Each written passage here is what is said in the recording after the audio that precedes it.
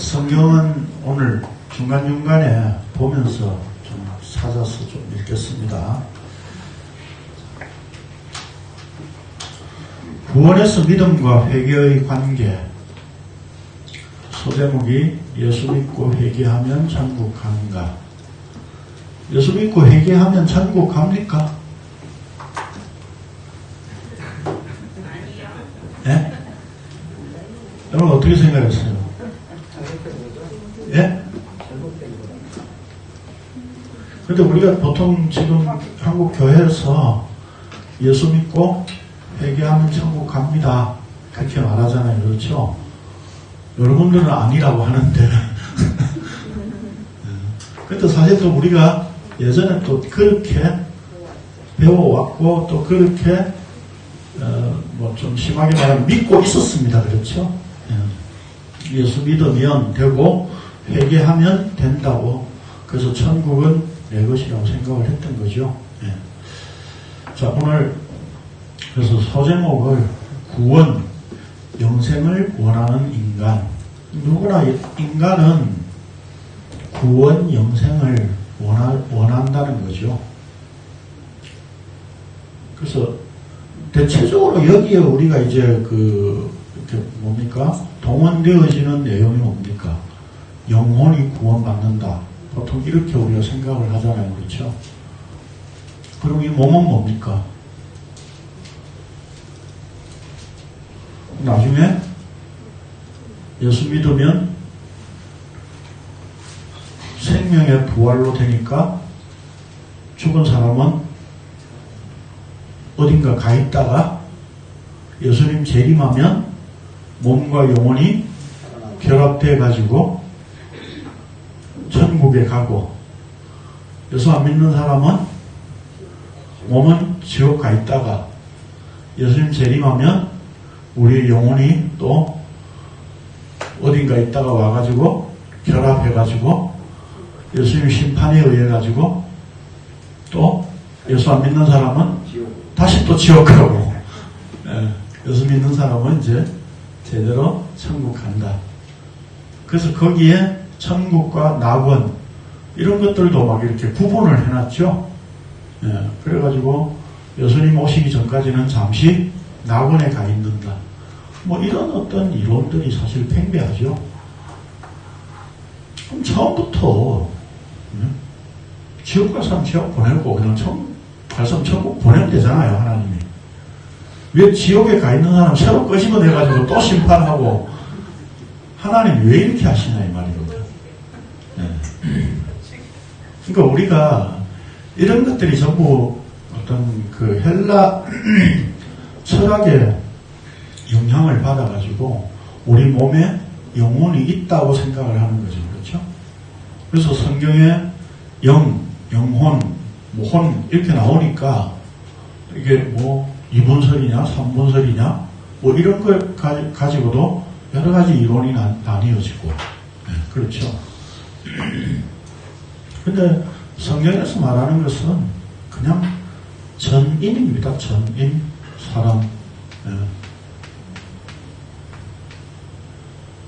뭐 이렇게 쓰니까 또 누가 그러더라고. 이거 이렇게 쓰는 게 아니고 이렇게 써야 되는 거라고.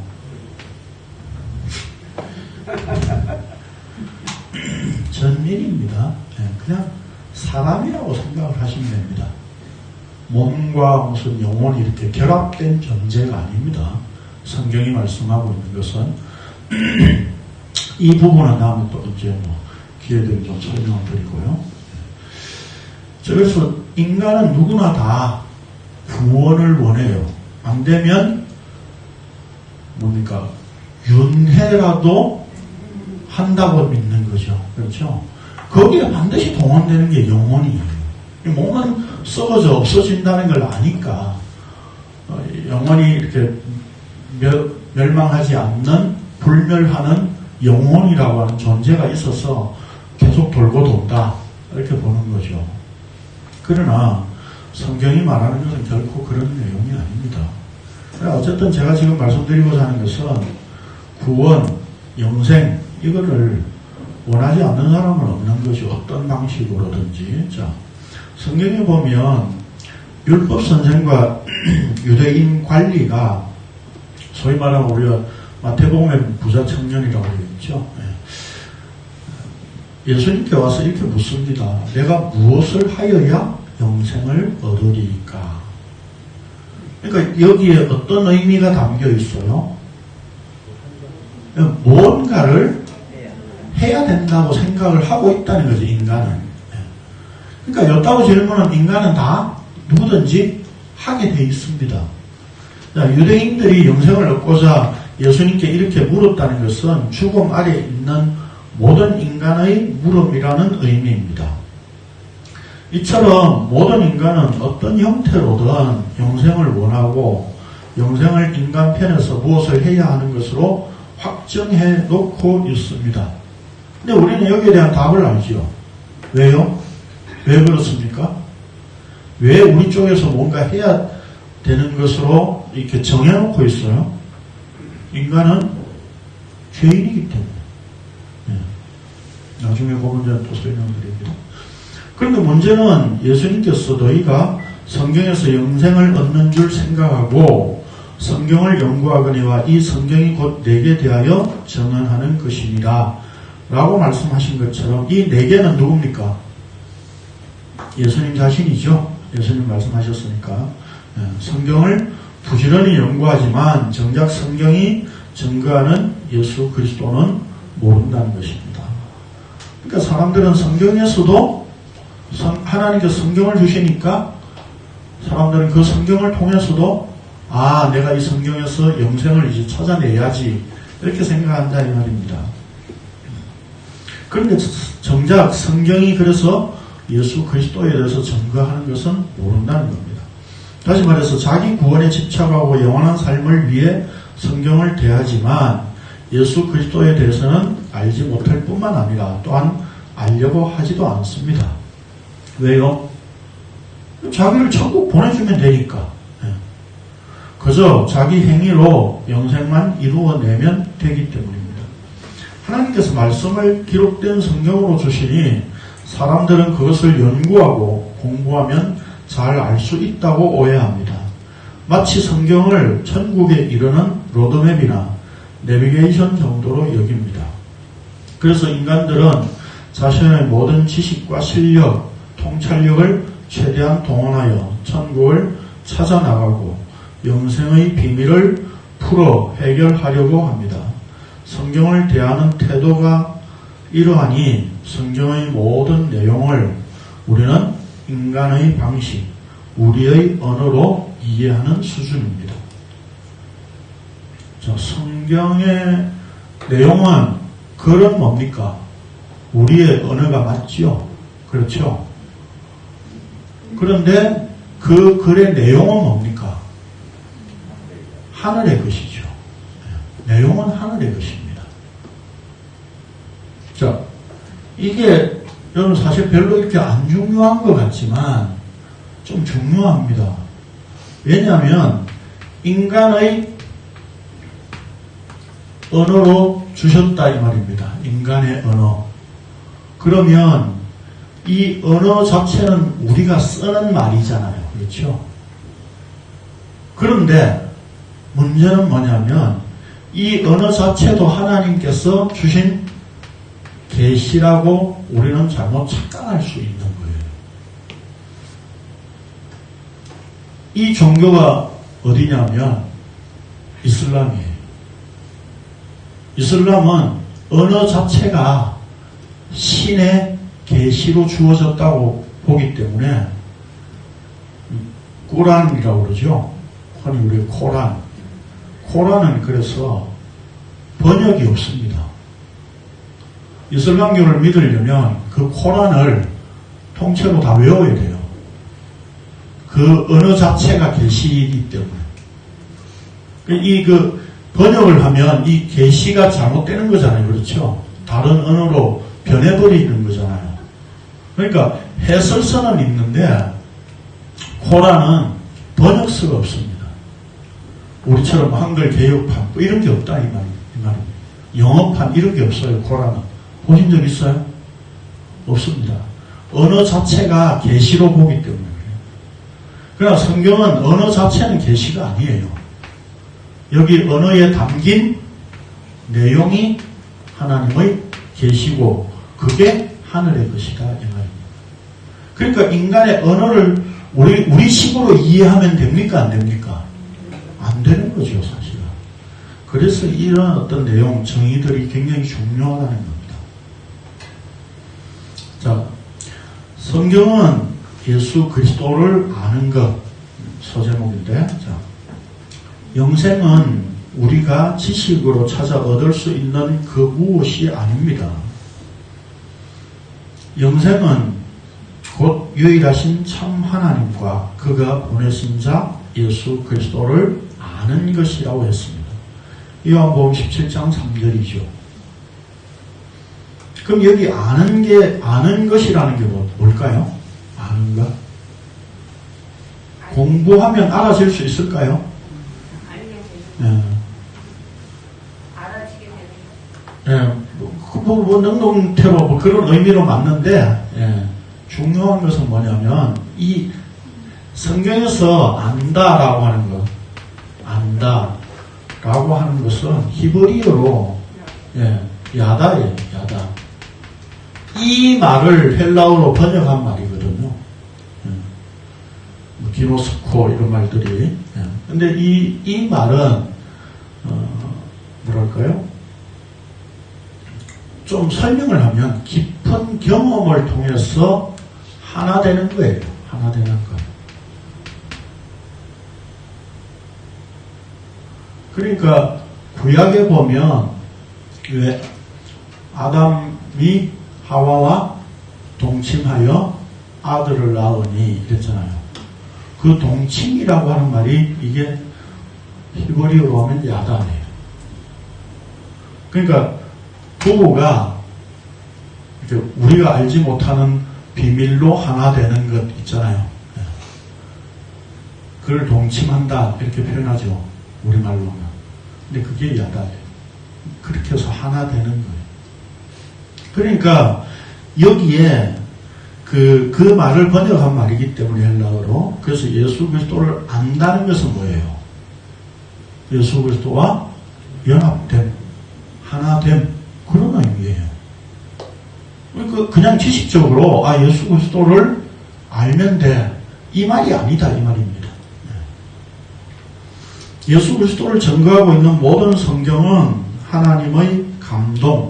옛날에는 이 개역 한글판에서는 영감이라고 이렇게 있었죠. 네. 성령의 감동, 그런 의미죠. 네. 하나님의 감동으로 기록되어 하나님의 사람으로 온전하게 만드는 데 있습니다. 그러니까 성경을 주신 목적이 여기 디모데후서에 보면 뭐라고 되어 있느냐면 하나님의 사람으로 온전하게 하는 데 있습니다.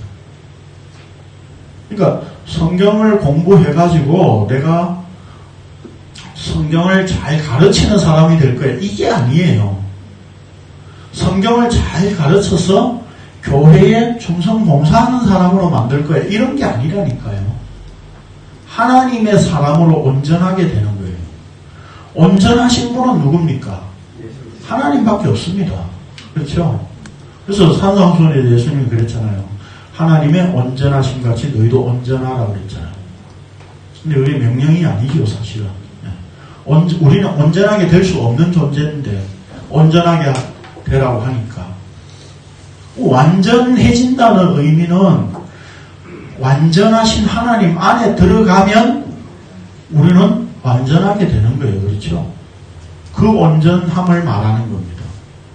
그러니까 하나님의 사람으로 온전하게 되는 것.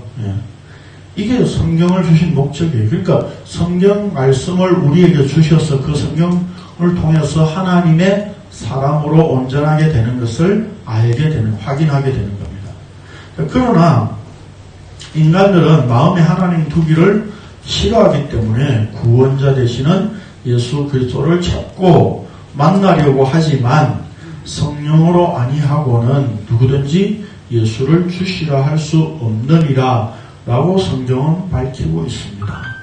그러니까 성경은 뭐 어떻게 기록되어졌다고요? 하나님의 감동, 즉 성령의 영감에 의해서 기록되어졌습니다. 그렇죠?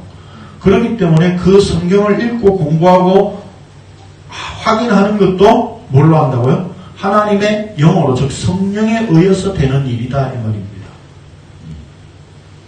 자, 하나님으로부터 온 영을 받은 자만 하나님께서 우리에게 은혜로 주신 것들을 알게 하신다 라고 말씀하고 있습니다. 자, 그러니까 하나님의 영, 즉 다시 말해서 성령이 주어져야만 우리가 성경의 내용도 알 수 있고, 그 성경 내용을 통해서 하나님의 사람으로 온전하게 되면 우리는 그 안에서 뭘 알 수 있는 거예요? 아, 이게 하나님의 은혜군요. 이렇게 알게 된다 이 말입니다. 여기에서 이미 저는 제가 설명이 다 끝났어요. 사실은 이 주제에 대한 내용에. 네.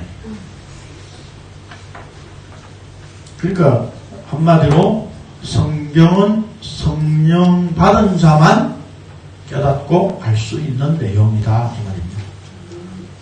그러니까 뭡니까 이렇게 돌 이런 분들 막 성경 해석하고 막 강의하고 하잖아요.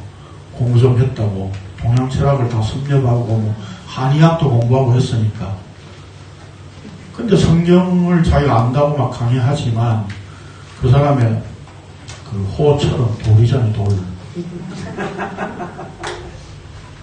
이 인간은 다 돌이에요, 그냥.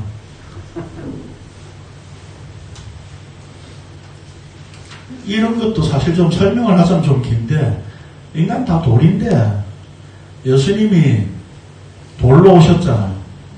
산돌로. 그 말은 뭔말입니까? 넌 다 죽은 돌이다. 그 말이잖아요. 근데 우리는 예수님이 필요 없는 돌이라고 버렸다고. 그걸 건축자의 버린 돌이라고 하는 것이요.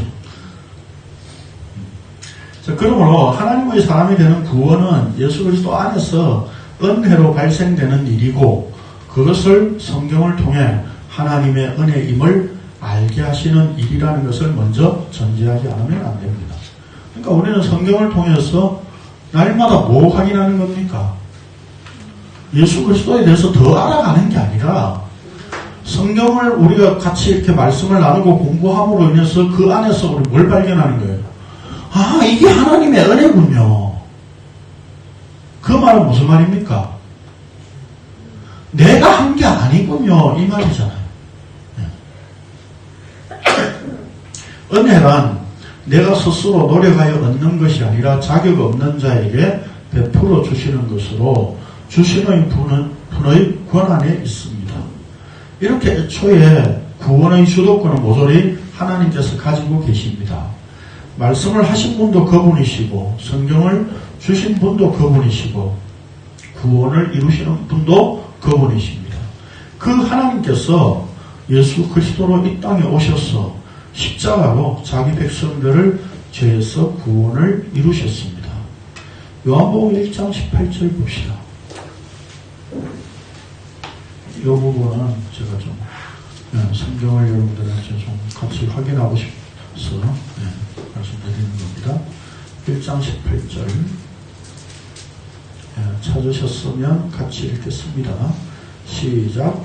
원래 하나님을 본 사람이 없으되 아버지의 품속에 있는 독생하신 하나님이 나타내셨느니라. 그러니까 하나님을 알려면 누구를 보고 알아야 됩니까? 예수 그리스도를 보고 알아야 되는 거예요. 그 예수 그리스도를 통해서 알지 못하는 하나님은 다 가짜다 이 말입니다. 그러니까 우리가 흔히들 한국교회 교인들은 하나님 믿어서 천국 간다고 생각하거든요. 근데 사실은 누굴 믿는 겁니까? 예수님을 믿는 거예요. 예수님이 우리의 하나님이십니다. 그러니까 하나님은 보이지 않는 분이잖아요. 보이지 않는 분을 보이는 분으로 나타내신 게 예수 그리스도다 이 말입니다. 그래서 우리가 알 수 있는 하나님에 대한 모든 것은 어디에 다 들어있습니까? 이 땅에 오신 예수 그리스도 안에 다 들어있는 거예요. 그런데 그분이 하신 일이 가장 핵심적인 일이 뭡니까? 십자가를 지고 죽으신 일이잖아요. 그럼 그 십자가 죽음 안에서 하나님에 대한 모든 내용을 우리가 알아야 되는 거예요. 저 또 한 가지 봅시다. 5장 18절은 아들과 동등하다 그런 말이고 10장 30절 요한복음 10장 30절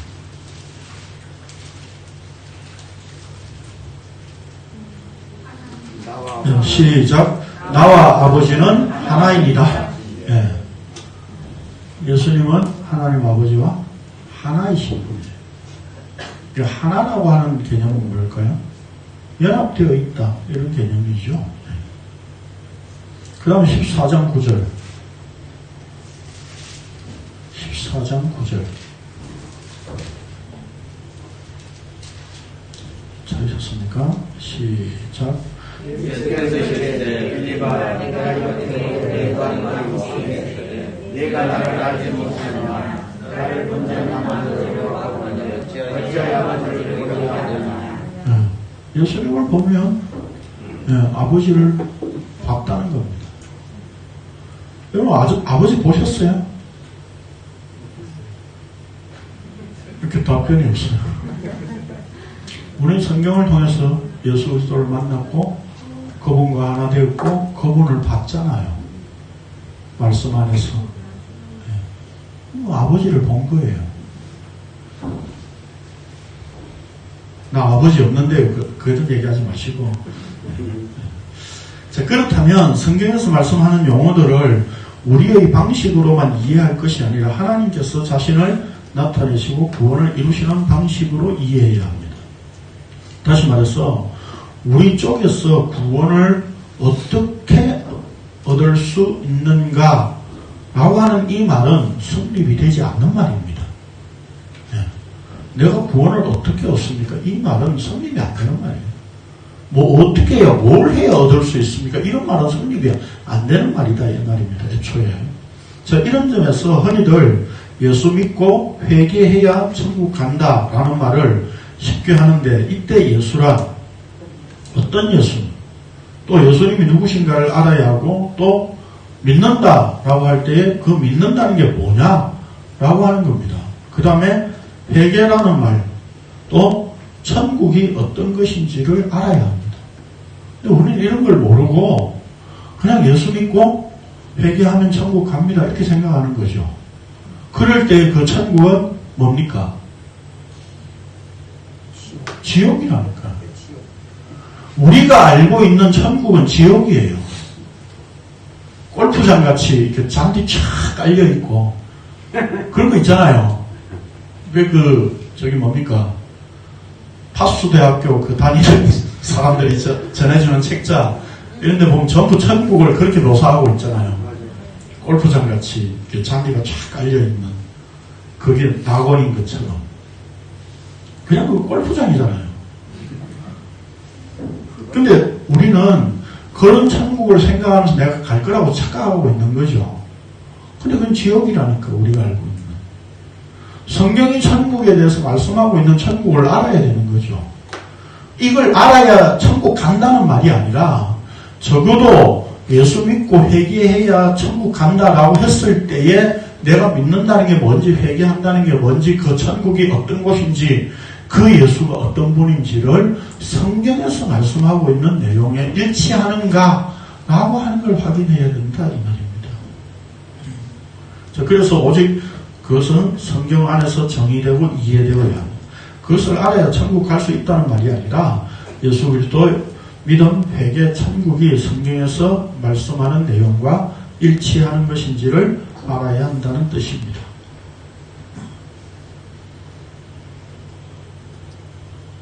그래서 제가 여기서 이제 제시하고 있는 내용, 제기하고 있는 내용은 뭐냐면, 예수 믿어서 천국 가는 게 아니에요.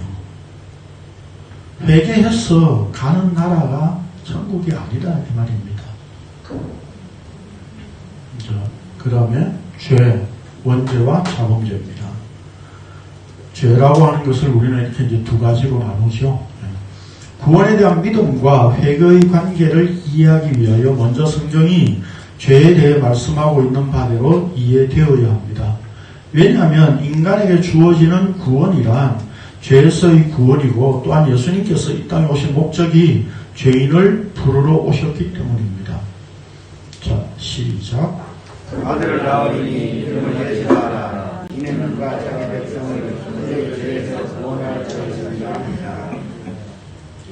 시작. 예수께서 들으시고 그들에게 이르시되 건강한 자의 민사가 없고 병든 자에게야 하는 일이라. 나는 의인을 부르러 온 것이 아니고 죄인을 부르러 온다 하시니라. 여기에 예수님이 이 땅에 오셨을 때 가지신 이름, 예수라고 하는 이름 안에는 뭐예요? 죄에서 구원할 자. 이게 여러분 굉장히 중요합니다. 이 이름 안에 들어있는 의미가 경제적인 낙심 속에서 구원하는 게 아니에요. 사업 망한 상태에서 복을 주는 그런 구원이 아니다 이 말입니다. 내 자식이 억울하게 죽었는데 그것을 해결해주는 그 해결사가 예수님이 아니라 이 말입니다. 그런데 우리는 온갖 세상적 문제를 가지고 교회에 와가지고 예수님이 이거를 해결해 주실 거라고 생각하는 그런 마음으로 우리는 기도하고 이제까지 그렇게 해왔었잖아요. 그런데 예수님은 죄에서 구원하신다 라고 하는 그 이름 안에 이 땅에 오신 의미가 다 들어있는 겁니다. 그래서 우리가 원하는 걸 해결을 해달라고 기도하면 예수님 뭐라고 말씀하실까요? 저 같으면 그럴 것 같아요. 그래서 뭐? 그래서 뭐? 그게 전혀 관계없는 일. 그래서 예수님께서도 내가 죄인을 부르러 왔노라 이렇게 말씀하셨어요. 그러니까 죄인을 찾아서 천국 가도록 도와주는 게 아니라 예수님 죄인을 불러주셔야 되는 거예요. 부르러 왔노라 그랬잖아요. 불러주셔야 된다니까 그분이. 자, 그렇다면 이제 죄가 무엇입니까? 흔히들 죄를 우리의 행위로 나오는 것으로 생각을 합니다. 내가 죄를 짓거나 안 지을 수 있다고 생각하기 때문입니다. 그럴 때 우리가 가지는 죄에 대한 개념은 윤리 도덕적인 기준에 불과합니다. 그러나 성경이 말씀하는 인간은 생리적으로 무슨 뜻인가 아시죠? 태어나면서부터 죄인이라고 선언합니다. 여기서 교인들이 가지는 의문들 중의 한 가지가 그렇다면 왜 아담의 죄가 나의 죄가 되는가? 태어나면서부터 죄인이라며 그러니까 태어나면서부터 죄인이 되는 이유를 우리 보통 교회에서 뭐라고 설명합니까? 아담이 선악과를 먹어서 그렇다 이렇게 이야기를 하잖아요. 그러니까 왜 아담의 죄가 나의 죄가 되는가 하는 문제입니다. 이 문제에 대해서 걸려 넘어지기도 하고 아니면 믿음으로 받아들이라고 하니까 이해되지 않더라도 그냥 덮어놓고 믿어야 한다는 시기였습니다. 우리는 옛날에 다 이런 의문 가지고 있었죠. 교회에서. 목사님께 질문을 해도 잘 답변 안 하잖아요. 뭐라고 이야기합니까? 믿어. 그 믿어 했는데 제가 그래도 의문이 나서 또 질문하잖아요. 그럼 뭐라 그럽니까? 김 집사 믿음이 없구만 이렇게 보잖아요. 그러니까 그 말 안 들으려고 이제 그냥 이해된 척 믿는 척 그냥 하고 있었던 거죠. 근데 속에는 해결도 안 되고 그러다 보니 교회에서 믿음 없는 사람이 될까봐 믿는 척 하는 경우들이 많습니다. 이런 의문을 가진 이유는 교리상으로 아담의 죄가 나에게까지 전가되었다는 식으로 가르치고 배워왔기 때문입니다. 그래서 하나님께서 선악과를 만들지만 않았어도 만들더라도 왜 하필 동산 중앙에 두셨느냐 라고 하는 거죠. 또 그래서 잘 보이지 않는 한쪽 구석에 그냥 이렇게 뭐 이렇게 뭡니까? 숲에 이렇게 나무 덤불로 이렇게 좀 덮어놓든지, 예? 그러면 좀 좋았을 것인데 라고 우리는 생각을 한다는 겁니다. 그리고 또 선악과를 또 만약에 그렇게 두셨더라도 먹으려고 할 때 하나님 그때 뭐 개인 잠보를 보셨어요? 왜 아담이 하와가 먹는데 안 나타나고 다 먹고 나니까 나타나가지고 뭐라고 하시냐 이 말입니다. 예? 먹으려고 할 때 좀 야단 쳐서 못 먹게 이렇게 막았으면 좋았을 텐데 우리는 이렇게 생각을 한다는 겁니다. 그래서 만약에 그랬으면 우리가 아담의 죄를 물려받을 이유가 없었다고 생각을 합니다. 근데 이렇게 생각하는 배경에는 교리상으로 죄를 두 종류로 나누어 놓았기 때문입니다. 소위 말하는 그 아담의 죄가 내 죄가 된다라고 하는 것을 설명하려고 원죄라고 하는 것을 만드는 거죠. 그리고 자범죄 이렇게 죄를 두 개로 나누었어요. 그래서 원죄란 아담이 인간의 대표로서 지은 죄이고 우리는 아담의 후손이기 때문에 그 죄가 나에게까지 전가되었다는 겁니다. 이게 우리가 지금 교회에서 이제까지 다 배워왔던 것들이죠, 사실. 그런데 여기에 아담이 인간의 대표로서 지은 죄다. 이 말에 저는 동의가 안 된다 이 말입니다. 왜 그럴까요?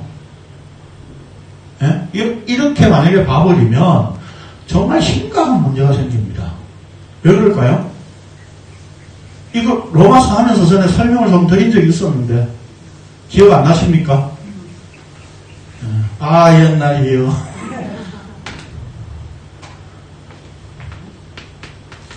아담의 죄가 선악과를 먹은 그 죄가 대표로서 지은 죄다. 이렇게 봐버리면 무슨 문제가 생기느냐면 두 번째 아담으로 오신 예수 그리스도도 역시 대표다. 이렇게 될 수밖에 없다 이 말입니다. 왜요? 이 아담은 오십자의 표상이라고 그랬잖아요. 예수님이 대표로 십자가에 죽으신 거예요. 네? 이렇게 봐버리면 치명적인 오류예요. 예수님이 대표로 죽으신 거예요. 아, 예수님이 대표 선수로서 나와가지고 십자가에 죽고 그래 그거 이제 내 거가 됐어 이런 거예요. 아니잖아요. 우리가 아는 십자가는 어떤 겁니까? 예수님이 지신 이 십자가 안에 예수 그리스도 그분이 죽으실 때의 그 죽음 안에 내 죽음이 들어있는 거죠. 나를 이미 같이 끌고 들어가서 십자가에 죽으셨던 겁니다. 그렇잖아요. 그게 성경의 설명이거든요. 먼저 설명드릴게요. 나중에 뒤에 설명드리려고 적어놨는데 로마서 5장 봅시다. 로마서 5장 12절에 보면 12절부터 21절까지 그 내용이 뭡니까? 아담과 예수 그리스도에 대해서 설명하는 내용이죠. 그래서 한 사람의 죽음, 그 설명하잖아요. 그렇죠? 한 사람이 범죄함으로, 그 다음에 한 사람이 십자가의 죽음으로, 그 한 사람이 바로 아담이었고 예수 그리스도였는데 그 한 사람 안에 내가 포함 안 되면 이 죄와 상관이 없는 겁니다.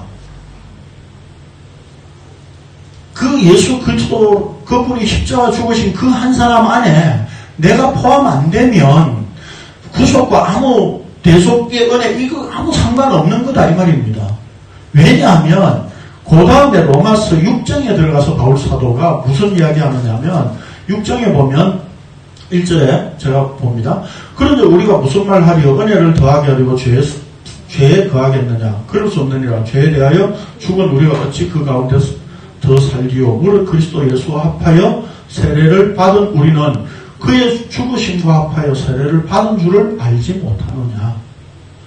그러므로 우리가 그의 죽으심과 합하여 세례를 받음으로 그와 함께 장사되었나니 이는 아버지의 영광으로 말미암아 그리스도를 죽은 자 가운데서 다시 살리심과 같이 우리로 또한 새 생명 가운데서 행하게 하려 함이라. 그러니까 예수 그리스도 그분이 십자가에 죽을 때 내가 그 그리스도와 함께 죽었었다니까요. 그러니까 대표가 아니에요. 이건 그냥 예수님이 한 분 그냥 잘 죽어가지고 우리도 이제 구원받네 이런 개념이 아니라니까요. 그렇게 봤을 때 결국 아담이 선악과를 먹은 이것도 뭡니까? 내가 아담과 함께 먹었다니까요. 드신 적 없으세요? 기억이 안 나는데 뭐가 증거입니까? 나도 죽는다는 거죠. 기억이 안 나는 거 맞아요. 근데 먹은 증거가 뭡니까? 나도 죽는다니까요. 안 죽을 수 있는, 자신할 수 있는 사람 있습니까? 내가 죽는다는 건 뭡니까? 나도 먹었다는 얘기예요. 거기서 예외가 돼야지. 아담과 함께 나 안 먹었는데요 하는 사람은. 그러니까 여기서 말씀하고 있는 것은 대표가 아니다 이 말입니다. 한 사람이 대표 주자로 그렇게 했는데 우리 모든 사람이 그렇게 됐어. 이게 아니라니까요. 봅시다. 그리고 자범죄는 내가 날마다 짓는 죄라고 이해합니다. 그래서 예수 그리스도의 십자가 사건으로 원죄가 용서함을 받았지만 우리가 날마다 짓는 자범죄는 매일매일 회개해야 죄 용서함을 받는다고 믿습니다. 이런 식으로 죄를 구분해놓고 보는 것은 어떻게 하면 아담의 죄가 우리의 죄가 될 수 있을까를 고민한 철학적 사유를 교리로 만든 것에 불과합니다. 그러다 보니 십자가 사건에 의한 죄 용서가 원리적인 것과 현실적으로 날마다 짓는 죄에 따로 적용되는 것으로 봅니다. 원죄는 예수 믿는 것으로 용서를 받지만 자범죄를 용서받기 위해서는 매일매일 회개해야 하는 조건을 붙일 수밖에 없는 것이었습니다. 자, 그러면 여기에 이제 문제가 생기잖아요. 무슨 문제가 생깁니까? 앞에 원죄를 용서받았으면 구원 받습니까? 못 받습니까? 헷갈리죠? 근데 기존 교회에서 원죄를 가르치는 데서는 원죄를 회심, 회개, 즉 예수 믿으면 다 용서함 받는다고 보기 때문에 천국 간다고 보는 거예요. 아니 그러면 됐잖아요. 그럼 됐잖아요. 그다음 뭘 또 회개해. 그렇잖아요. 이게 논리적 모순이에요 사실은. 아니 회개해야 천국 간다고 주장하는 사람들도 회심과 회개로 나누어요. 회심은 예수 믿을 때 하는 거라고 보고 회개는 매일매일 회개를 해 자기 죄를 회개해야 된다고 이야기하죠. 그럼 회심으로 구원받고 회개가 없어도 구원이 취소되지는 않는다고 합니다. 그럼 회개 안 해도 되잖아요. 구원받았는데. 이게 말이 실질적으로 이 말이 논리적 모순을 안고 있는 말이에요. 그런데 우리는 그렇게 믿고 있었잖아요. 그럴 필요가 없는 거죠. 자, 그래서 흔히들 반드시 회개해야 천국 간다고 하면서 이제 그러면 회개할 필요가 없네요 라고 하니까 이제 들이대는 이제 교리가 뭐냐면 성화예요. 그래서 회심과 회개하라는 용어로 나누어 예수 믿을 때 한 번 하는 회심이 있고 성화를 위한 매일매일의 회개가 있어야 한다는 것입니다. 성경이 말씀하는 바가 정말 그런 것입니까? 그러면 성화라고 하는 문제를 이제 우리는 살펴봐야 되겠죠. 네. 정말 성화가 돼야 천국 가냐? 이 문제잖아요. 자, 죄란 무엇인가? 그래서 오늘날 교인들의 교리는 마치 천국을 들어가기 위한 조건으로 회개가 있어야 하는 것처럼 굳어졌습니다. 그러나 성경이 말씀하는 죄는 원죄와 자범죄라는 두 종류가 아니라 그냥 죄 글자 달랑 한자예요. 그래서 그냥 하나로 생각하시면 됩니다. 그렇게 죄 하나로 나타낼 뿐입니다. 우리는 동산 중앙에 두 나무가 있었던 것으로 이해하나 성경은 나무를 단수로 표현하고 있습니다. 즉 하나의 나무입니다. 창세기 2장 9절에서 동산 가운데에 생명나무와 선악을 알게 하는 나무도 있더라 라고 우리 성경에 이렇게 번역이 되어 있는데 정확하게 번역하면 생명나무가 선악을 알게 하는 나무로 있더라. 이런 거예요. 하나의 나무예요. 그러니까 인간이 생명나무로 취할 수 있는가, 선악을 알게 하는 나무로 취할 수 있는가, 둘 중에 하나라는 겁니다. 근데 인간은, 지어진 인간은 에덴 동산에서 선악을 알게 하는 나무로 취할 수밖에 없었습니다. 자, 하나님께서 이 나무를 동산 중앙에 두신 것은 이 나무를 중심으로 일하시겠다는 뜻입니다. 그러니까 진짜 동산 한가운데 딱 뒀다, 이런 어떤 문자적인 의미도 되지만 동산 중앙에 두셨다는 이야기는 이제 하나님께서 선지 창조하시고 인간을 에덴 동산에 두시고 나무를 중앙에 두셨는데 이제 이 나무 중심으로 내가 일을 할 거야, 이런 의도가 담겨 있다 이 말입니다. 그래서 하나님께서 선악을 알게 하는 나무를 동산 중앙 잘 보이는 곳에 두신 것은 아담과 하와가 그것을 취하도록 하신 의도가 담겨 있는 것이었습니다. 그러므로 인간은 생명나무가 아닌 선악의 나무로 취할 수밖에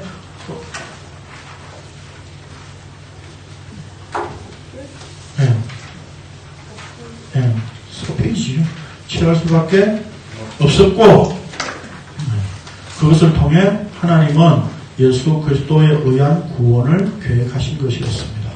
이것을 로마서와 갈라디아서에서 이렇게 기록을 하고 있습니다. 시작. 하나님이 모든 사람을 순종하지 아니하는 가운데 가두어주시는 모든 사람에게 긍휼을 베풀려 하심이로다.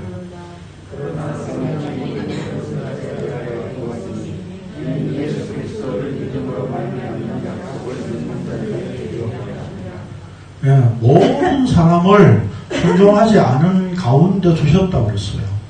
모든 사람에게 긍휼을 베풀려 하신. 근데 이 모든 사람 맞겠죠? 그럼 그 긍휼을 베푼다는 의미가 뭡니까? 천국에 받을 자는 받는 긍휼로, 그렇지 않은 자는 그렇지 않은 자에게 긍휼로. 그거 자체가 긍휼이에요. 그냥 하나님의 은혜다 이 말입니다. 왜? 심판받아야 되는 심판받아야 되기 때문에. 그 다음에 갈라디아서 3장 22절도 모든 것을 죄 아래 가두었다 그랬어요. 왜요? 하나님 왜 가두셨어요?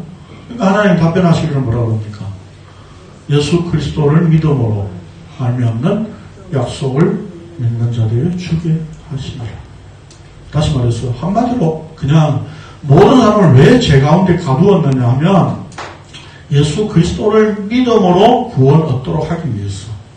근데 예수 그리스도를 믿는다라고 했을 때 이 믿는다는 우리가 믿는 게 아니에요. 여기도 명백하게 예수 그리스도의 믿음입니다. 네.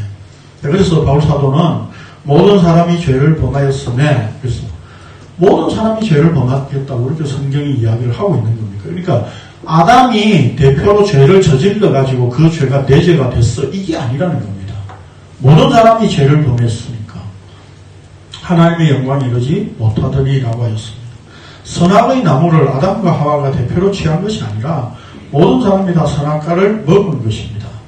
결국 창세기에서 보여주는 것은 하와 안에서 나도 이미 선악의 나무를 취하였다는 것입니다.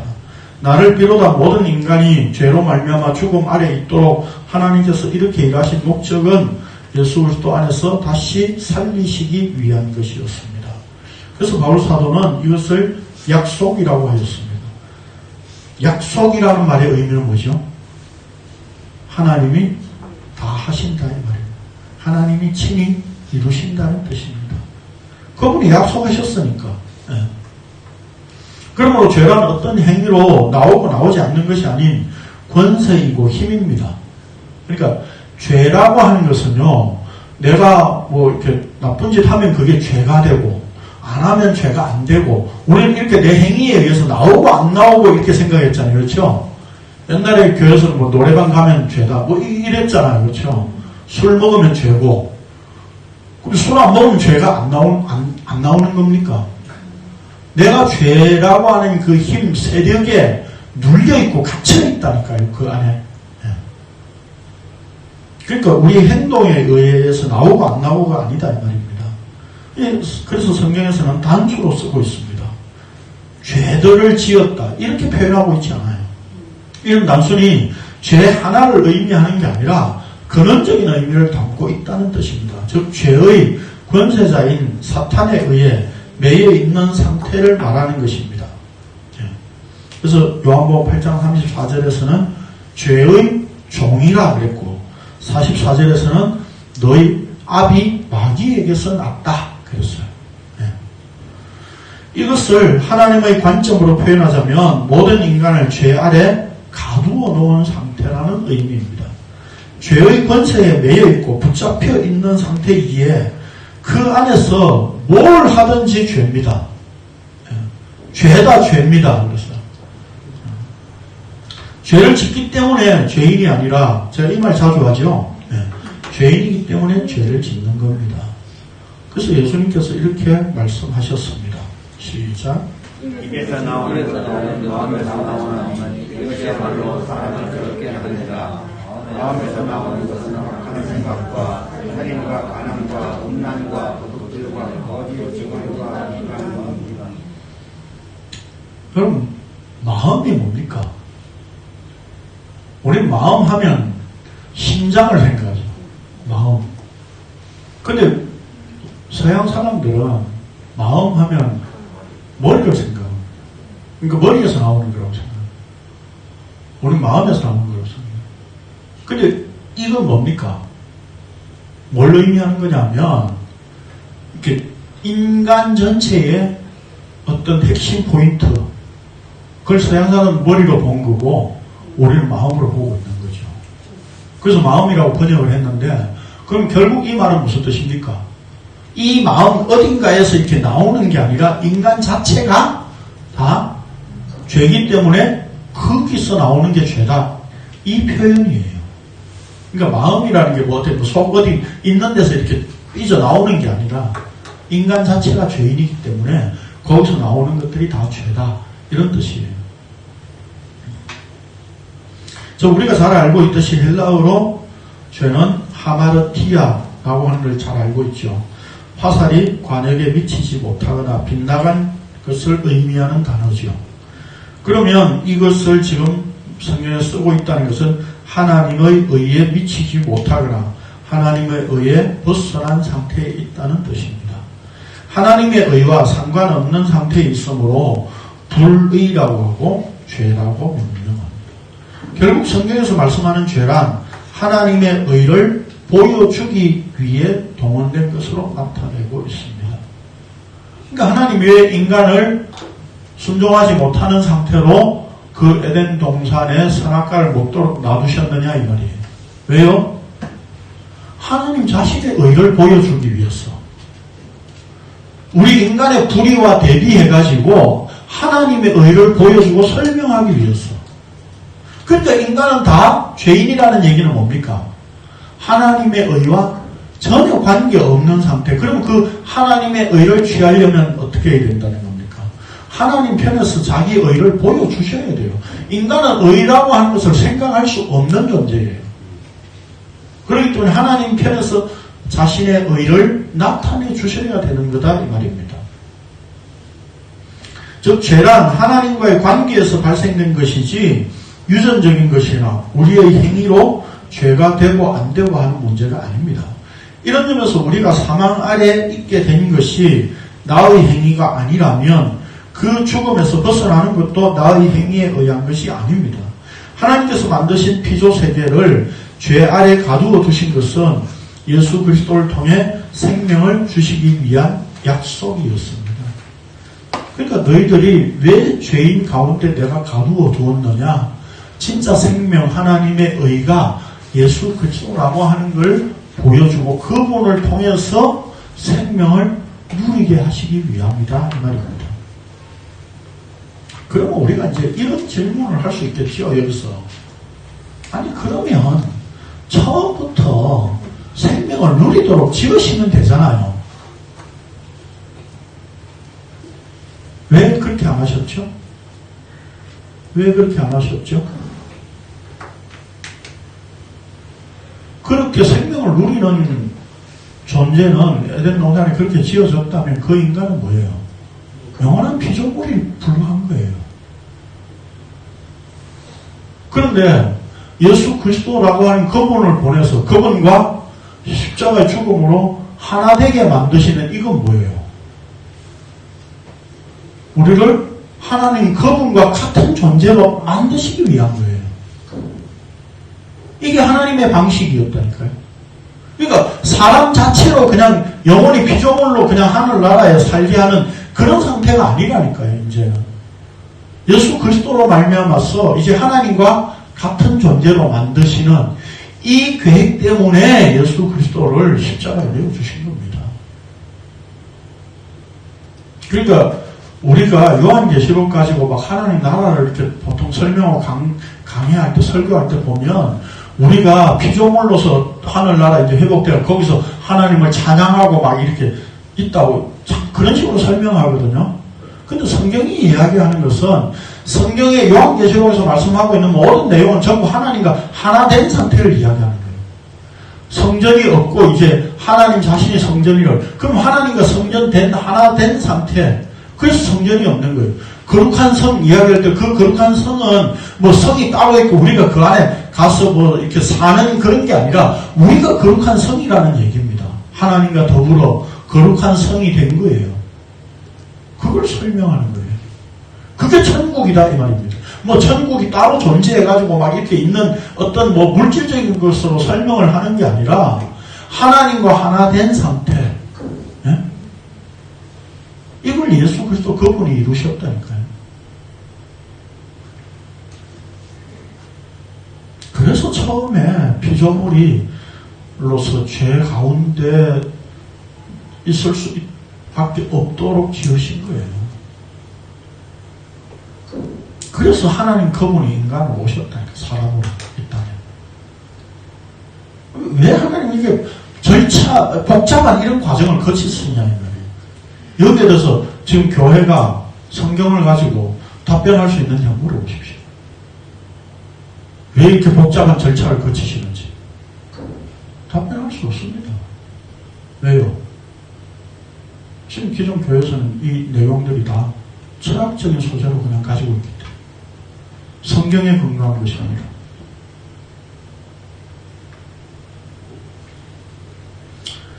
자, 다시 말해서 예수 그리스도의 십자가 죽음으로 자기 백성들에게 생명을 누리게 하신다는 것을 보여주시기 위함입니다. 왜 이렇게 하세요? 하나님 왜 이렇게 하세요? 여기에 대한 불만 그게 뭡니까? 그게 우리의 죄라니까. 율법의 행위를 자랑하던 부자 청년이 떠나자 예수님께서 낙타가 바늘귀로 들어가는 것이 부자가 하나님 나라에 들어가는 것보다 쉬우니라 라고 하시자 제자들이 화들짝 놀라며 그렇다면 누가 구원을 얻을 수 있습니까? 라고 묻자 예수님께서 하신 답변이 이것입니다. 사람으로는 할 수 없으나 하나님으로는 다 하실 수 있느니라. 이 말씀은 구원은 사람이 하는 게 아니라 하나님이 하시는 일이라는 뜻입니다. 자, 믿음으로 나타난 하나님의 의. 자, 이제 믿음 설명합니다. 거의 1시간 다 지났네 벌써. 1시간 만에 끝내려고 했는데 힘드시죠? 조금만 참아봅시다. 가능하면 오늘 하루 다 끝냅시다. 사람들은 누구나 다 이렇게 죄에 대한 개념을 인간 중심의 교리로 확립하여 자기 행위에 관계된 것으로 해석합니다. 죄 아래 있는 인간은 자기 구원에 집착하는 존재이기에 하나님의 사랑에 대해 말하면 나는 구원받아야 하는 당연한 존재로 합리화하고 나를 사랑하는 하나님으로 믿고 싶어합니다. 그러나 하나님의 사랑은 오직 아들 예수님만을 향해 있었고 그 예수를 십자가에 내어주심으로 하나님의 자신의 사랑을 확정하셨습니다. 여기 하나님의 사랑이 예수 그리스도를 향해 있었다는 말은 마태복음 3장 17절은 예수님이 세례받고 나오실 때에 이는 내 사랑하는 아들이요 내 기뻐하는 자라라고 한 것이고 17장 5절은 변화산에서 베드로가 초막새 짓겠다고 하니까 이는 내 사랑하는 아들이요 내 기뻐하는 자라 저의 말을 들으라. 베드로후서 1장 17절은 변화산에 겪은 일들을 베드로가 기억하고 쓴 내용이에요. 여기에 다 내용이 뭡니까? 전부 하나님이 사랑하시고 하나님이 기뻐하시는 아들은 예수 그리스도밖에 없다 이 말입니다. 그분이 십자가를 지러 이 땅에 오셨고 그걸 선언하니까 하나님이 그 일을 기뻐하셨다 이 말입니다. 다시 말해서 하나님의 사랑은 자기 언약을 성취하시기 위하여 그 아들을 십자가에 죽이신 사랑이에요. 시작. 우리가 아직 죄인이 되었을 때에 그리스도께서 우리를 위하여 죽으심으로 하나님께서 우리에 대한 자기의 사랑을 확증하셨느니라. 죄인이었을 때에 우리는 하나님을 위해 무엇인가를 할 수 있는 상태였거나 하나님을 향해 예배할 마음을 가지고 있을 때가 아니라 아무것도 할 수 없는 상태였고 하나님에 대해 전혀 생각할 수 없었던 상태였습니다. 한마디로 우리는 죽은 자였습니다. 즉 우리가 죄인이었고 하나님의 원수였을 때에 성령을 통해 자기 백성들에게 일방적으로 사랑을 베푸셨기에 하나님과 화목하게 되었고 구원이 이루어졌다고 하였습니다. 그것이 하나님의 의입니다. 그래서 하나님의 의가 믿음으로 이 땅에 나타났다고 선언합니다. 시작. 복음에는 하나님의 의가 나타나서 믿음으로 믿음의 의가 하나니 이렇게 다 오직 우리는 믿음으로 말미암아 살리라는 것 같으나 이제는 율법에 의하여 하나님의 의가 나타났으니 율법과 선지자들에게 증거를 받은 것이라 또 예수 그리스도를 믿음으로 말미암아 모든 믿는 자에게 미치는 하나님의 의이 하나님이었느니라.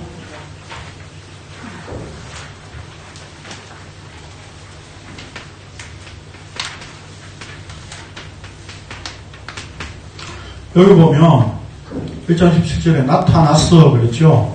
이 나타나다라고 하는 말은 헬라어로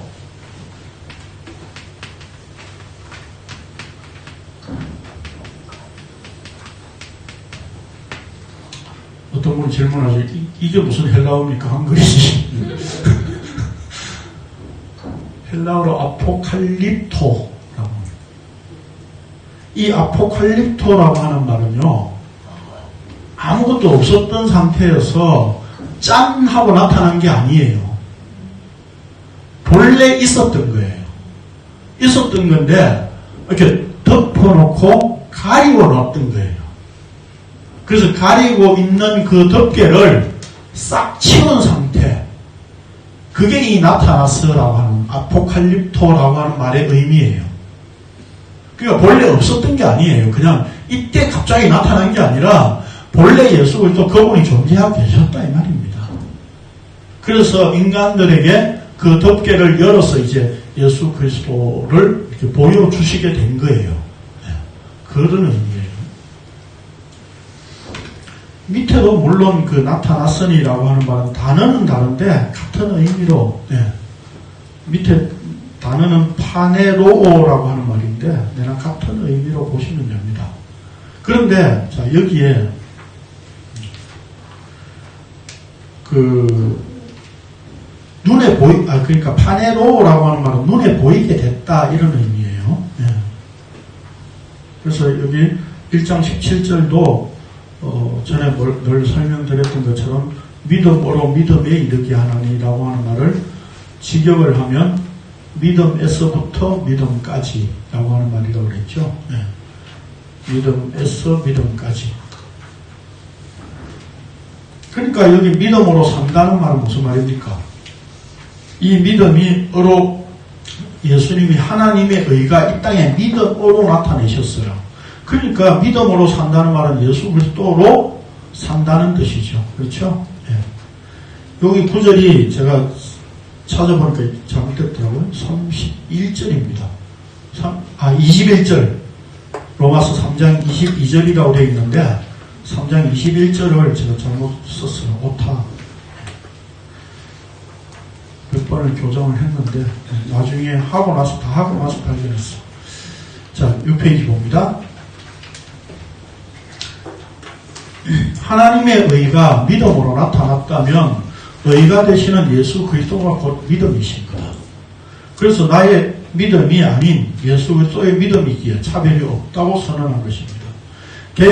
한글 개혁판이나 개정성경에서는 모두 예수 그리스도를 믿음으로 라고 우리의 이해를 돕기 위해서 이렇게 번역하였는지 모르지만 그것이 오히려 명백한 오역입니다.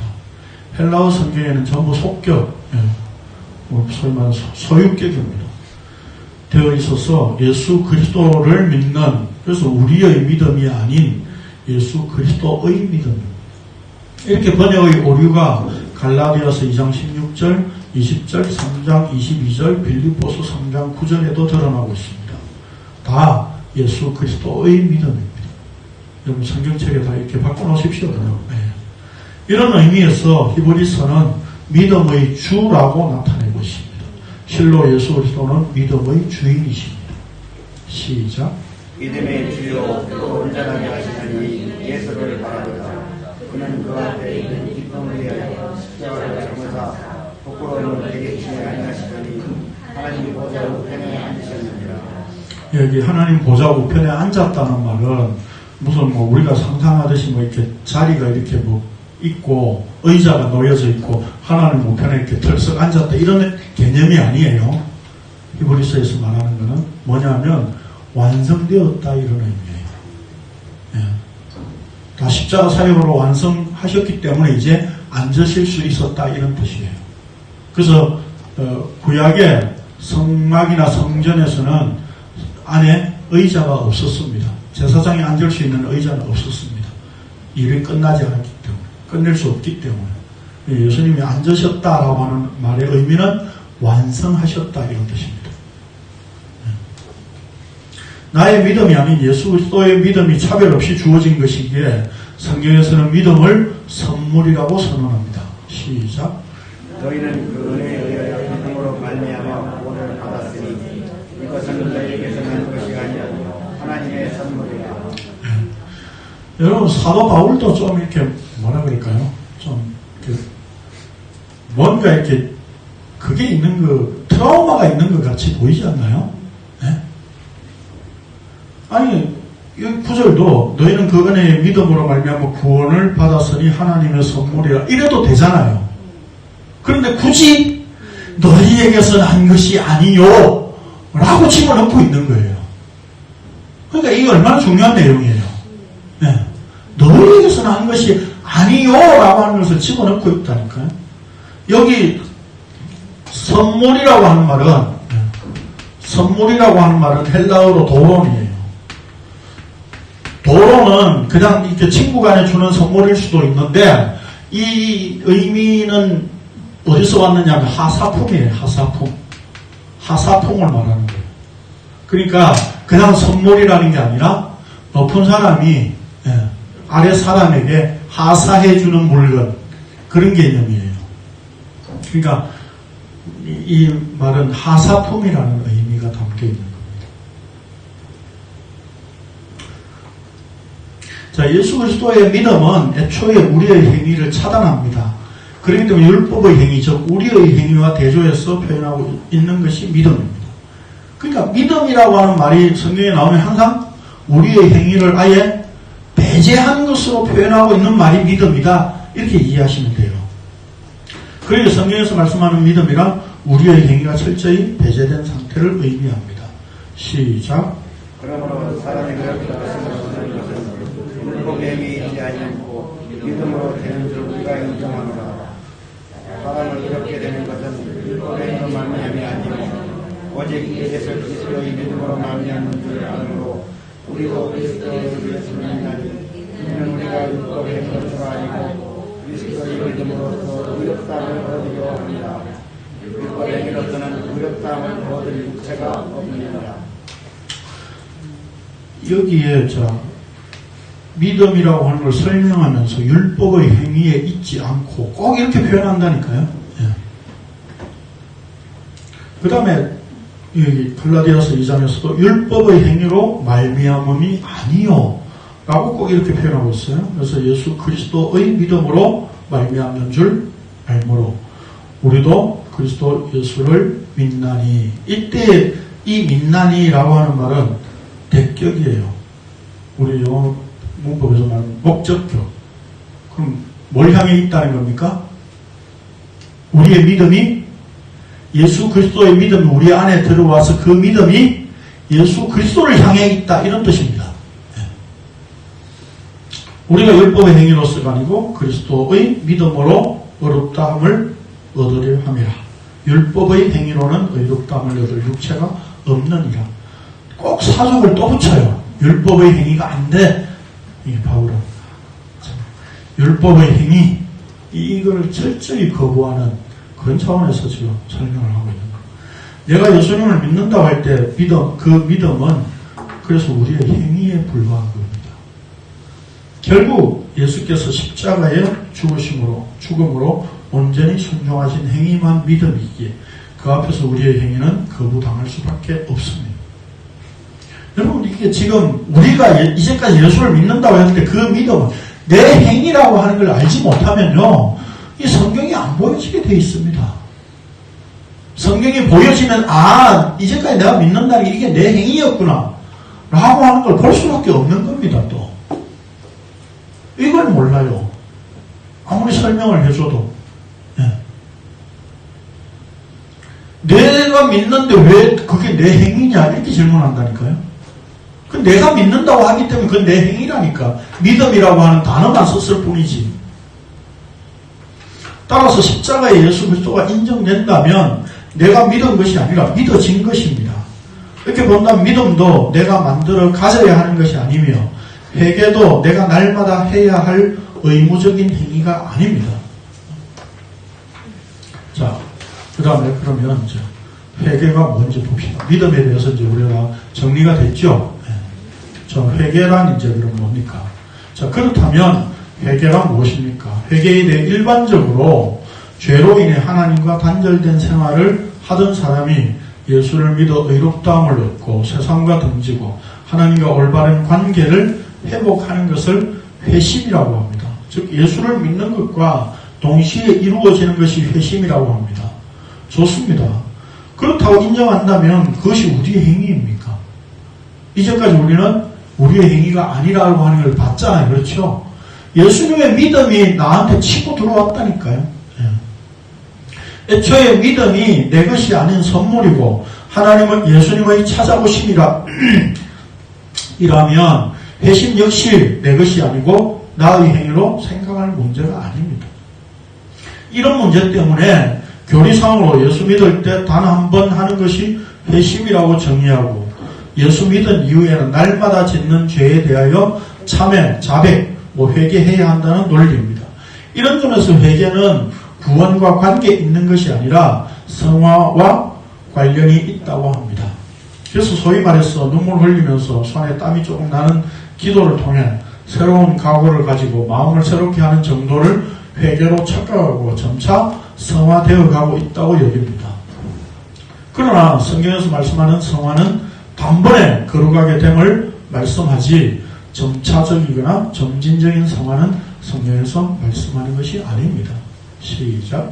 이들을 따라 예수 그리스도의 몸을 단번에 부으심으로 말미암아 우리가 거룩함을 얻었다. 예수 그리스도의 몸을 십자가에 단번에 들이신 것으로 단번에 걸어가게 된다 이 말입니다. 서서히 들이셨어요? 한쪽 손가락 들이고 그 다음 팔 들이고 뭐 이렇게 했어요? 십자가에 내어주셨어요? 단번에 들이셨어요. 그럼 단번에 걸어가게 된다는 것도 단번에 이루어지는 겁니다. 우리가 예수 그리스도의 십자가에 죽는데 그분이 죽는데 우리도 그분과 함께 죽어야만 되는 거잖아요. 그렇죠? 근데 서서히 죽습니까 우리가? 이제 죽을라니까 조금만 더 눌러주십시오. 이렇게 해가 죽는 게 아니잖아요. 주와 더불어 십자가에 단번에 죽는 그것으로 우리는 내 거룩을 확인할 수 있는 겁니다. 거룩이라고 하는 의미도 우리가 계속 예배하고 성경 읽고 기도하며 하여 점차 이루어지는 것으로 착각하나 성경에는 잉크물 들듯이 그렇게 점진적으로 이루어지는 거룩은 없습니다. 거룩하게 된다는 의미는 구별된다는 의미인데 거룩하신 분 예수 그리스도께서 믿음으로 찾아오시면 그것이 바로 거룩에 연합되는 것입니다. 예수 그리스도 안으로 구별되었기 때문입니다.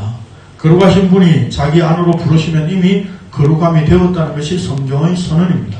그러므로 회개 혹은 참회라는 것으로 거룩에 참여하려고 하는 것 자체가 우리의 탐심입니다. 그래서 우리가 놀라운 용어가 있죠. 이참에 알아두라고. 누가복음에 보면 우리가 잘 아는 이런 것에 대한 세 비유가 나오는데, 이런 양을 찾은 목자, 이런 드라크마를 찾은 여인 비유의 결론을 성경에서 이렇게 말씀합니다. 시작. 내가 너희에게 이르노니 이와 같이 죄인 한 사람이 회개하면 하늘에서는 회개할 것 없는 이 마음으로 말미암아 기뻐하는 것보다 더하리라. 이르노니 이와 같이 죄인 한 사람이 회개하면 하나님의 사자보다 큰 기쁨이 되느니라. 여기 한 사람이 회개하면 이렇게 표현을 했잖아요. 그렇죠? 그러면 그 앞에 두 비유를 지금 설명할 때에 이런 양이 뭔가 이렇게 돌아오는 뭔가 행동을 취한 게 있습니까? 없었잖아요.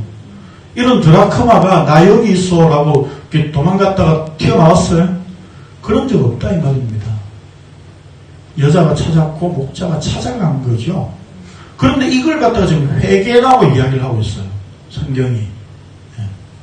자, 여기서 이런 양이나 이런 드라크마가 스스로 회개한 적이 있습니까? 오히려 예수님은 목자가 이런 양을 찾아가는 것, 여인이 이런 드라크마를 찾은 것에 대한 비유를 말씀하시고 결론을 이와 같이 죄인 한 사람이 회개하면 이라고 말씀하셨습니다. 그렇다면 회개란 우리가 하는 것이 아니라 목자가 이런 양을 찾아가는 것이고 여인이 이런 드라크마를 찾은 것입니다. 주체가 이런 것에 있는 것이 아니라 찾는 자에게 있습니다. 즉 회개는 하나님의 찾아오심입니다. 우리 쪽에서의 행동이 아니라 하나님의 행위입니다. 그래서 예수님께서 이렇게 말씀하셨습니다. 시작. 예수께서 대답하여 이르시되 공경한 자에게는 의사가 살수 없고 병든 자에게야 쓰임이 있나니 내가 의인을 불러온 것이 아니요 죄인을 불러 회개시키러 왔노라. 예. 여기 우리가 앞에서 아까 보면 예수님 죄인을 부르시기 위하여 오셨다 했는데 여기는 보니까 이제 죄인을 불러 회개시키러 왔노라. 그러면 결국 이 회개도 우리가 하는 게 아니고 죄인을 부르시고 회개시키는 것까지 주께서 하시는 일이잖아요. 누가복음 15장의 비유에서 이 사실을 좀 더 분명하게 이렇게 기록을 하고 있습니다. 시작. 내 아들이 죽었다가 다시 살아났으며 내가 잃었다가 다시 얻었노라 하니 그들이 즐거워하더라.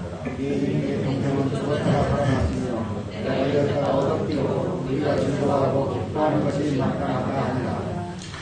회개를 하나님의 찾아오심으로 정의하면 대부분 이제 드디어 봐, 세 번째 비에서 탕자가 돌아왔잖아, 이 얘기하는 거죠. 스스로 돌아온 것으로 설명하고 싶어 합니다. 그러나 본문에 보면 죽었다가 살아났다고 하였고 잃었다가 얻었다고 표현하고 있습니다. 즉 아들의 관점에서 스스로 돌아왔다는 표현이 아니라 아버지의 관점에서 아들이 죽은 상태에서 살았고 잃었다가 얻었다는 겁니다. 그러므로 회개는 우리의 행위가 아니라 하나님의 행위로 하나님의 표현입니다. 결국 회개라고 하는 것을 통해 하나님의 찾아오심은 죄인인 자기 백성을 찾으러 이 땅에 오셔서 십자가를 지시는 예수 그리스도를 보여주는 것이 회개라고 하는 말의 의미입니다. 자, 마지막 글을 마치면서 이제 날마다 자기 부인과 십자가를 이야기를 하고 싶은 겁니다. 그래서 자, 바울 사도는 로마 교회를 향해서 하나님의 심판을 언급하면서 이렇게 선포했습니다. 시작. 이런 일을 행하는 자를 판단하고도 같은 일을 행하는 사람아, 네가 하나님의 심판을 피할 자를 살로 생각하느냐. 공개가 하나님이 인자하시는 것을 인도하여 회개하게 하시는 알지 못하며 인자하심과 용납하심과 이 참으심이 풍성함을 열시게 하느냐. 예. 이 말씀을 쉽게 제가 풀어서 말씀드립니다. 하나님의 인자하심이 너를 회개하도록 인도하신다는 걸 알지 못하고 네가 하나님의 인내, 절제, 자비의 풍성함을 멸시하느냐라고 하는 그런 뜻입니다. 한마디로 다시 말하자면 회개하게 만드시는 하나님의 은혜를 무시하는 것이 죄인들이고 바로 우리라는 의미입니다. 자, 똑같은 얘기입니다. 자, 세례자 요한이 회개하라 천국이 가까이 왔느니라 라고 선포하였을 때 많은 사람이 요한에게 나왔습니다. 왜요? 회개한다고. 예. 그런데 회개한다고 나오니까 또 요한이 뭐라 그럽니까? 독사의 자식들아, 누가 너희를 가르쳐 임박한 진노를 피하라 하더냐? 뭐 웃자라는 말입니까? 예?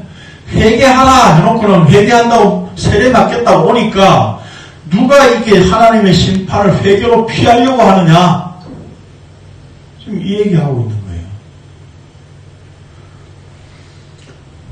임박한 진노를 피하는 방법이 회개가 아니라는 뜻입니다. 그러니까 천국이 임하면 하나님의 자기 백성들에게 회개는 이루어지게 되어 있습니다. 즉 예수 그리스도의 십자가 죽음으로 천국이 임하여 온전히 드러나면 예수 그리스도의 찾아오심이 죄인에게 임하는 회개로 드러나게 되어 있고 그 상태가 바로 영생입니다. 그러니까 따로 우리가 뭐 믿고 회개하고 뭐 이런 어떤 과정 순서를 지나야 된다는 이런 얘기가 아니라는 얘기입니다. 그러니까 믿음은 하나님의 의가 내 안에 찾아오신 거죠. 그렇죠? 찾아오시면 어떻게 해요? 내 죄가 보이게 되고 그 보이는 죄 때문에 나는 애통할 수밖에 없는 거예요. 그러니까 믿음과 회개는 뭐예요? 한꺼번에 일어나는 일이지. 예. 이게 무슨 뭐 순서적으로 한참 있다가 회개하고 또 회개하고 이런 얘기가 아니다 이 말입니다. 그러므로 우리가 예수 그리스도를 믿고 회개한다는 의미는 예수 그리스도의 찾아오심에 의해 십자가의 예수 그리스도만 인정하는 것을 우리가 믿음이라고 말할 수 있겠고, 그 은혜에 의해 자기 죄가 보이고 그 죄로 인한 애통함이 나올 수밖에 없는 상태가 되는데 그것을 회개라고 말할 수 있을 거다 이 말입니다. 우리가 굳이 우리 쪽에서 말을 표현하고 싶다면, 그래서 성도는 예수 그리스도께서 나를 십자가로 끌고 가 함께 죽는 은혜를 입히신 상태에서 감히 믿는다는 고백을 할 수 있고 날마다 자기 죄에 대해 처절하게 애통해야 하는 회개가 나올 수밖에 없습니다. 결국 믿음, 회개, 회심, 구원, 영생, 천국 모두 다 하나님으로부터 주어진 하나님의 선물이고 예수 그리스도 십자가 죽음의 공로를 믿게 하심으로 믿어진 자들에게 주어지는 것입니다. 참 말 어려운데 이렇게 표현할 수밖에 없음을 좀 이해하십시오. 그러니까 제가 늘 평소에 말씀드리잖아요. 그렇죠? 아침에 해가 떴다 이렇게 말하지 지구가 자전했구만 이렇게 말하는 사람 없다 이 말입니다. 그건 원리적인 설명이지. 그러니까 말할 때는 해가 떴다 이렇게 말하는 거잖아요. 그렇죠? 그러니까 예수 믿는다, 내가 예수 믿어 이렇게 말할 때는 내가 예수가 믿어졌습니다 이 말이라는 거죠. 그렇죠? 예수 그리스도가 믿어졌다면 그 거룩과 사랑 안에 천국, 즉 묵시를 우리는 살고 있지만 세상 역사 속에서는 일생을 죄를 짓고 날마다 십자가로 되돌려지는 은혜로 살아가는 것이 성도의 삶입니다. 그러니까 점점 더 거룩하게 되어가는 것은 없습니다. 우리가 구원받았다 하지만 생활 속에서는 늘 우리는 죄를 지을 수밖에 없습니다. 그 죄가 날마다 십자가에 비추어져서 내 죄가 보이고 확인되어지고 또 죄짓고 또 십자가로 내 죄를 확인하고 또 애통해하고 이것이 믿음을 늘 이렇게 확인하는 거예요. 말씀 안에서. 그게 성도의 삶이에요. 그냥. 이러한 성도의 삶은 한마디로 자기 부인과 십자가 죽음으로 드러나기 때문에 바울 사도는 자신의 자랑이 믿는 것도 아니고 회개도 아니며 죄인으로서 날마다 죽는다고 고백하였던 것입니다. 시작. 또 우리에게 이르시되 아무리 나를 따라오려거든 자기를 부인하고 날마다 제 십자가를 들고 나를 따를 것입니다. 형제들아, 예수 그리스도 안에서 가진 바 나의 사랑을 감안하노니 나는 날마다 죽는다.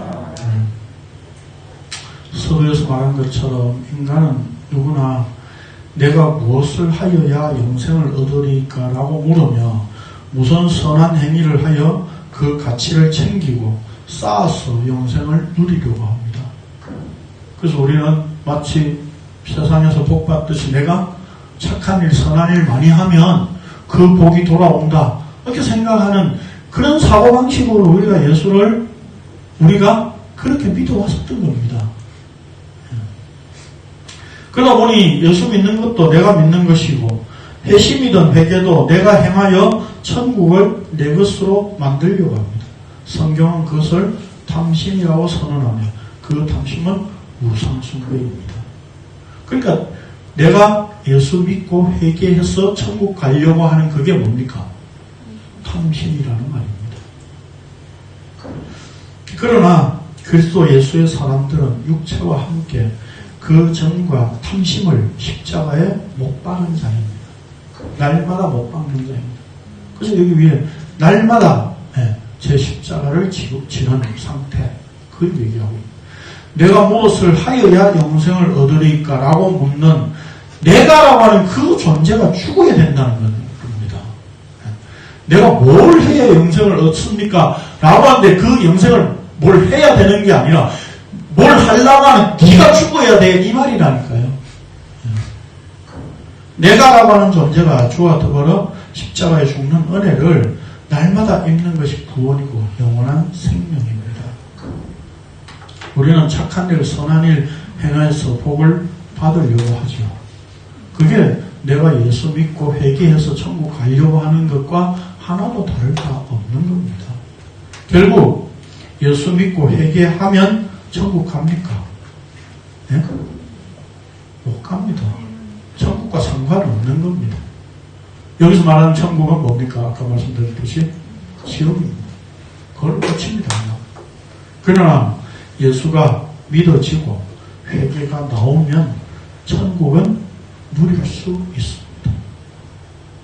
이게 성경이 이야기하고 있는 내용입니다. 기도하겠습니다. 그러하신 주님 감사합니다. 이제까지 수없이 내가 예수를 믿고 회개하려고 했던 죄인들입니다. 우리가 가려고 했던 그 천국이 지옥이었음을 확인하였습니다. 말씀과 상관없이 우리는 이론이 그러했고 교리가 그러했고 교회의 가르침이 그러하였기 때문에 그렇게 우리는 믿는다고 발버둥을 쳤었더랬습니다. 그러나 말씀을 다시 펼치고 보니 그것이 모든 것들이 다 우리의 행위였고 우리가 생각하는 천국은 하나님이 말씀하신 그 천국과 하나님 나라와 아무 상관없는 것이었음을 다시 한번 확인합니다. 우리에게 십자가가 받아들여지고 그 십자가의 은혜에 의해서 날마다 애통하는 마음이 나와진다는 것 자체가 믿음으로 찾아오신 예수 그리스도에 의한 것임을 오늘 우리가 확인하고 믿음으로 찾아와 주신 주의 은혜에 감사하면서 오늘도 우리가 그 은혜에 의해 살아가는 하루하루가 되게 하여 주옵소서. 예수님의 이름으로 기도합니다.